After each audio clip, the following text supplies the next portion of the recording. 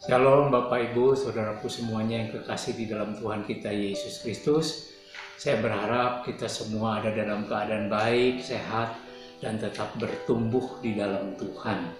Di bulan April tahun 2021 ini ada 2 hari raya Kristen yang setiap tahun kita peringati, yaitu Jumat Agung dan Paskah. Dalam kedua peristiwa tersebut ada begitu banyak keajaiban yang terjadi.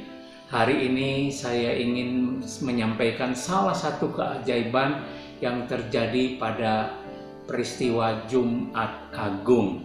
Saya akan membacakan Lukas pasal yang ke-23 ayat 44 sampai 45 berbunyi demikian. Ketika itu hari sudah kira-kira jam 12, lalu kegelapan meliputi seluruh daerah itu sampai jam 3. Sebab matahari tidak bersinar dan tabir bait suci terbelah 2. Ayat-ayat tadi merupakan sebagian daripada kisah kematian Tuhan Yesus Kristus yang ditulis di dalam Injil Lukas. Di dalam ayat 45 bagian akhir dikatakan tabir bait suci terbelah 2. Itulah salah satu keajaiban yang terjadi ketika Tuhan Yesus disalibkan. Tabir artinya layar atau ruang pembatas antara ruang satu dengan ruang yang lain. Apa makna tabir bait suci terbelah 2? Apa makna di dalam kekristenan masa kini? Di dalam Ibrani pasal yang ke-10 ayat 19 sampai 20 saya akan bacakan. Jadi, saudara-saudara, oleh darah Kristus, oleh darah Yesus, kita sekarang penuh keberanian dapat masuk ke dalam tempat kudus. Karena Ia telah membuka jalan yang baru dan yang hidup bagi kita melalui tabir, yaitu dirinya sendiri. Ternyata tabir terbelah 2 ada kaitannya dengan kematian Yesus Kristus, yaitu bahwa dengan terbelahnya tirai membuat jalan kepada Allah menjadi terbuka buat semua manusia. Yang jadi pemisah antara manusia dan Allah telah dikoyakan, telah gugur. Berarti semua orang percaya dapat menemui Allah yang kita kenal di dalam nama Tuhan Yesus secara langsung. Setiap orang percaya dapat mendekat kepada Allah, tidak lagi perlu perantara. Setiap orang percaya tidak lagi ada pembedaan antara imam dan orang awam. Tabir terbelah 2 juga berarti Allah tidak membiarkan dirinya dibatasi oleh bait Allah.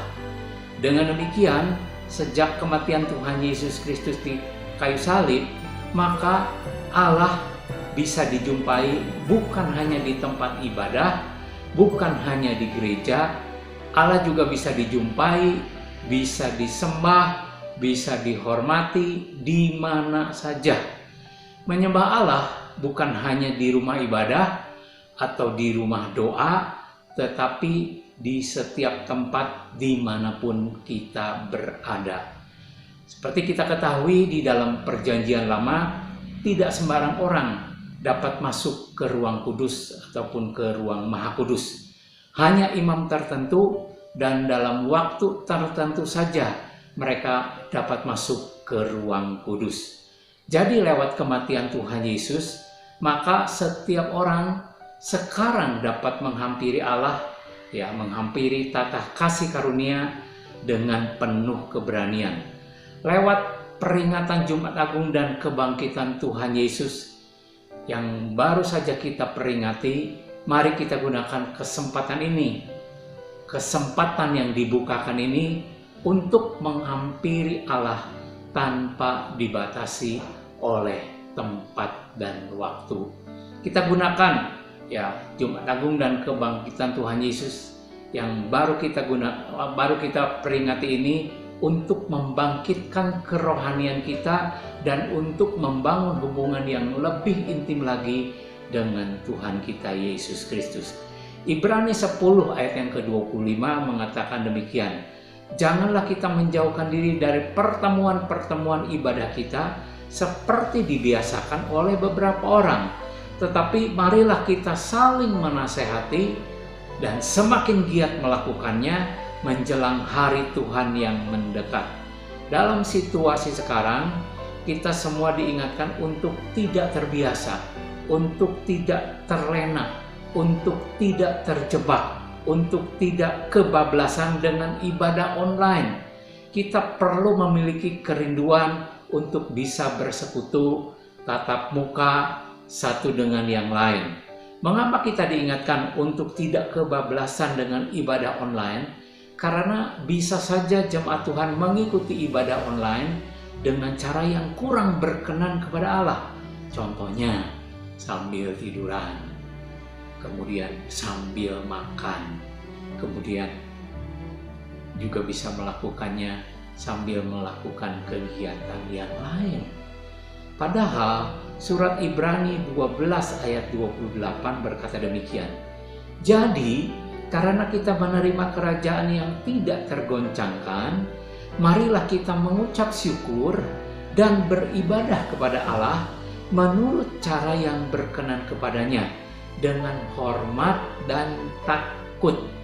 Ya, kita semua tahu bahwa semua segi kehidupan manusia di muka bumi ini sedang dalam keadaan digoncangkan, tetapi kerajaan Allah tidak tergoncangkan.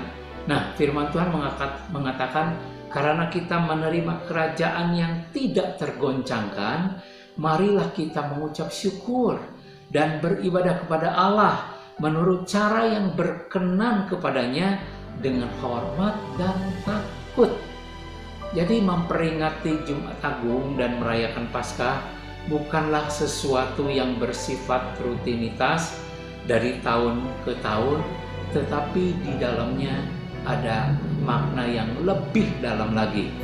Mari kita perbaiki kualitas ibadah kita dimanapun kita berada dengan hormat dan takut kepada Tuhan. Tuhan Yesus memberkati kita semuanya.